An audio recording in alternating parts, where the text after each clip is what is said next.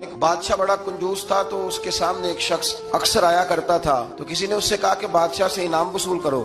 اس نے کہا یہ بڑا کنجوس ہے، پر چلو اللہ نے مجھے بھی بڑا ذہن دیا، انعام لے ہی لیتے ہیں۔ تو کہنے لگا بادشاہ کا بھی انعام ہی دے دیا کر۔ بادشاہ کہنے لگا پہلے میرے سوال کا جواب دے پھر انعام دوں گا۔ تو بادشاہ کہنے لگا یہ میرے ہاتھ کی ہتھیلیاں، ان میں بال کیوں نہیں؟